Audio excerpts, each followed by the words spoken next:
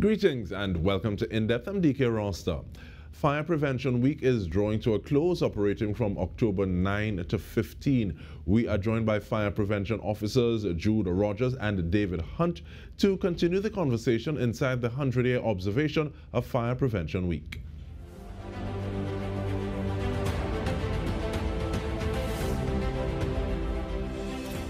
Welcome, gentlemen. I want to start with you, please. Officer Hunte, what has the week been like thus far inside of Fire Prevention Week? It has been a very busy week. We have been on the Branham Promenade because we intended to go out there and meet and interact with the public. We got the opportunity to speak to individuals on a personal basis, on a one-on-one basis, generally people from the residential environment. And we had our chief officer president leading the charge, and our line minister, the Minister of National Security, was also present. And he got a hands-on training session on the steps of CPR, and at the same time, he got a little music. And I appreciate the fact that there was also a reference point in terms of like the rhythm, the rate that he should be doing that at, in terms of like that exercise in CPR, almost to the beat of Staying Alive, which I guess is also something that is very pun intended at that point in time. But you spoke about residential dwellers, and let me bring you in, please, Officer Rogers. Looking at electrical wiring and the importance of electrical wiring inspection, what can you say to that, please? Right. So welcome to your viewers as well as we get into a little more in depth, as you would say, Dike. All right. So with electrical hazards are concerned, we want to start off by having a certified electrician check your wiring. And this should be done every 5 years, where you would have a renewal of your electrical certificate from the inspectorate. That is the government body assigned to doing that check and issue with basically a certificate to say that the wiring has met a certain standard. But you want to also bring in that electrician if it is that you're noticing any sort of dimming of your lights or any of those things. These are things that you need to report to TNTech. You don't wait until a problem occurs. We want to make sure that we have electric wires doesn't have any fray or any breaking. If you have frayed wires, if you have any breakage in your wires, those wires will definitely need to be changed out. Also, all electrical outlets should have faceplates on them. You don't want someone to be able to interact behind the faceplate, as that's a chance for electrocution as well there. That means we need to take care of our children and we look out for our kids and make sure that they are not accessing any of these electrical outlets as well. So there are quite a few things that we want persons to remember when it comes to electrical safety, but mainly conduct those inspections with a certified person first and foremost. But conducting the inspection is one thing, but in terms of the renewal, is the renewal for business places or domestic dwellings? And regardless of who it's for, how do persons apply for that renewal? All right, so it's normally done through your certified electrician. They are the ones that would make that application for you to the electrical inspectorate. It's by law, and this is a legal requirement. Every 5 years, you should be re-inspected. And what they're looking for resistivity. It's a resistivity test that they're doing. They're looking to see if there is some sort of fluctuation in the circuitry of your electrical. And normally, wherever there's a fluctuation, high or low, that's a point of susceptibility. And that's a point where fire or ignition source can occur. And Officer Hunte, the last time we spoke, we were talking about using fire extinguishers. Is every fire extinguisher usable for any situation where you have a fire? Generally not. Fire extinguishers are designed to cover specific fires of particular classifications. When it comes to fire, especially in incipient stage fires, there are 5 general classifications. You have Class A, B, C, D, and finally Class K. Class A consists of organic material, paper, wood, fabrics, etc. Class B consists of flammable liquids. Class C consists of energized electrical equipment. Class D consists of combustible metals such as magnesium, etc. You'll find those in the Port Lisle industrial estate. And Class K consists of fires involving oil and fats at very high temperature. It's sometimes referred to as kitchen fires, but when we speak the word kitchen, we're not talking about your home domestic kitchen. It actually refers to commercial heavy-duty cooking appliances, so you'll find it in places like restaurants, etc. Now, for each class of fire, there are applicable extinguishers. But the one I would like to focus on today is the dry chemical powder extinguisher. Why? Because this extinguisher covers classes A, B, and C. And these three classes encompass the particular materials that would be found within your home. So the type of extinguisher for your home is a dry chemical powder extinguisher, sometimes referred to as the ABC extinguisher. And is it a matter of just going to, or let me ask that question differently. Individuals who sell extinguishers, are they supposed to ask, okay, well, where do you want it for? What application are you supposed to use it for? Or just, well, they're buying the extinguisher, so I'm selling it? What is that process like? Well, it would be good salesmanship to ensure that the product you sell actually stays with the consumer. So it would be prudent to find out that they are applying the appropriate product for the appropriate purpose. So it's good to ask a question. Some of them may not. So it should be on you to know what product you are going to buy. All right, but a good salesman will ask, well, what do you want to use this for to ensure that the sale is fine? All right, thank you so much. And we actually take a break, so we'll have a smaller side and a longer one. But when we return, we speak with fire prevention officers Jude Rogers and David Hunte. We're inside Fire Prevention Week. Stay with us. We return with more.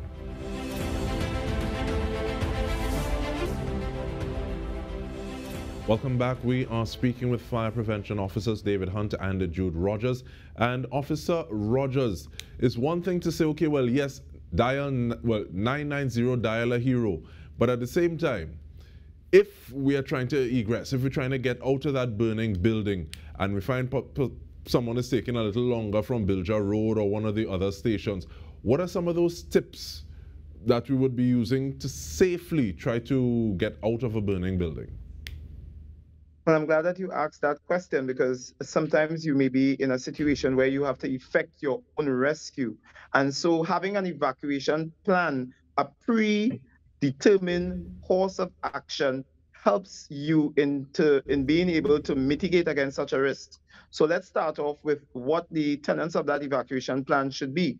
First and foremost, if you are the first person to observe a fire in your home, you should raise the alarm. That is to shout fire, fire, fire. Or if you have a smoke device, smoke detector outfitted, that would create a loud noise, a loud song that would alert everyone in your home. Upon awakening everyone, your next step is to make sure and call the fire service at 990. Many persons miss that step and do everything else except call us. And then when they not seeing the fire service, they ask the question, where is the fire service? So make sure and call the fire service at 990 and give them the pertinent information. Now, once that happens, you should be simultaneously effecting your own egress from the property. So we want you to evacuate your building. Now, you should always have two ways out of your building. Either it may be your front door, your back door, or if any of those are blocked, you should have a fire escape window installed in each bedroom. So this is a recommendation by the fire service. So you effect your rescue by using one of these three options. And once you get out, stay out. Get to your muster point, which, as I always tell people, could be the street light over the road, a safe place that is upwind of the fire so that no smoke or gases can blow back onto you. And you would want to conduct a roll call of your family. Make sure you practice with your family that once they are outside, they don't go back in search of anyone, so that each person is responsible for evacuating themselves. Even your children must learn that lesson. Don't go back looking for mommy or daddy. Stay at the muster point. And so these are the tenets. One other important thing, smoke is the real killer in a fire. Therefore, the safest place to be when you are evacuating would be to get low and go, meaning you may have to crawl on your stomach because that is where you will find oxygen in your home. The hot air and gases will billow and go to the top and work its way down, but your point of reference or your point of safety will be that lowest point on the floor, crawling on your belly and getting out of the exits, either your front, back door, or your window, which has a fire escape.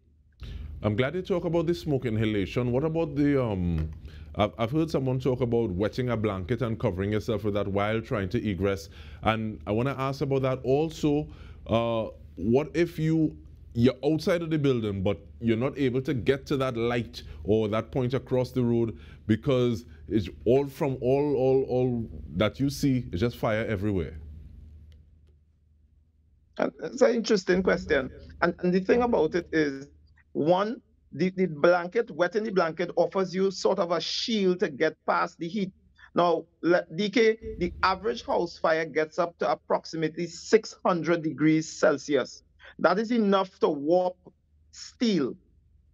We're talking about an H-beam. That is enough to warp that. So the human body cannot withstand such an intense degree of temperature. So when we say wet a blanket and to cover yourself is to create a barrier between yourself and the heat. The radiant heat is what's the scientific name for it, that is going to affect you. And a lot of persons suffer from burns, 1st degree, 2nd degree, 3rd degree burns as a result of that radiant heat. They may not even know that they were burnt. Again, when you get out of the building, you have to take care to try and get out to a point of safety. You may still be on the compound, the walls, the gate may be locked. I am saying by preparing your evacuation plan, you would have had the opportunity to even prepare an alternative route when you get out of the building so that you can evacuate to that point of safety. Do not take these things for granted. Thank you so much. And Officer Hunte, I want you to expand on that a little bit in terms of the dangers and effect of smoke inhalation. Thank you. Right, so remember that toxic smoke is the #1 cause of death. Why? Because toxic smoke make up of a number of toxic gases. One is carbon monoxide, and it has the affinity to attach to the hemoglobin of the blood, approximately over 200 times faster than oxygen. So it takes the place of the oxygen in the transportation system of the body, and as such, your body cells will start to die because of lack of oxygen, right? If you happen to survive, it can damage lung tissues.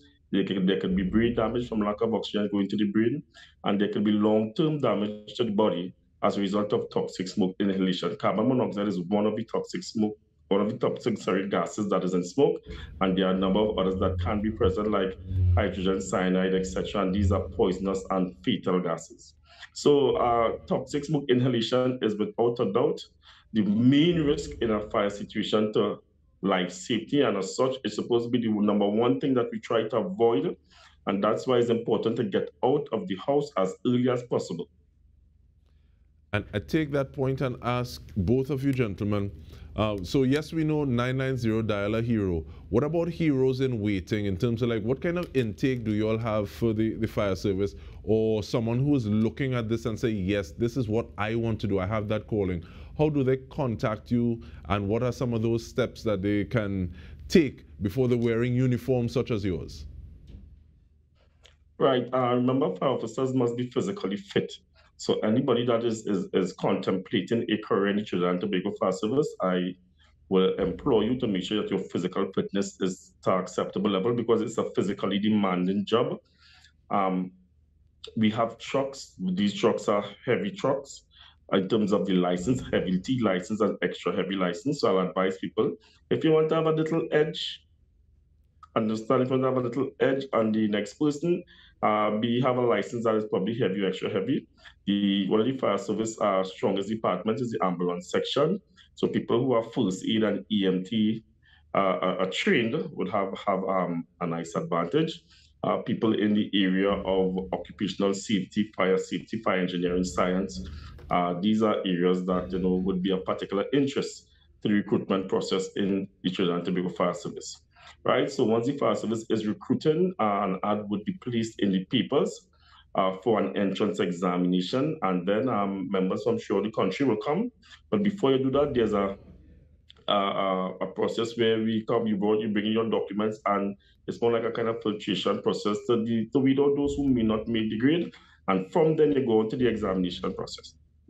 Thank you so much. And I feel, Officer, like you give us some of the blueprint there in terms of like how it is we can get through. But yes, we spoke about getting out of the building, Officer Rogers, and yes, you said it is very important to have a plan before that event hopefully never materializes.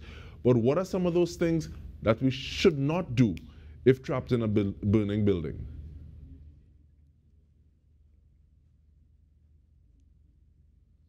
Dike, could you repeat that question for me? What are some of the things that we should not do if we're trapped in a burning building? Oh, things that you should not do. Definitely go in search of loved ones. Your children, all you need to do is to push the doors and to holler at them and say, anybody in there, anybody in here?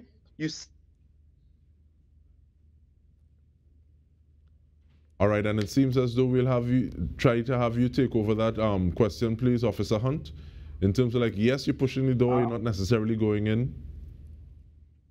So, saying that things you should not do. So I will tell you what you should do, because, things that you should not do, sometimes your circumstances may encourage you to do things that you should not do. But if trapped in a burning building, try and seal yourself within a room.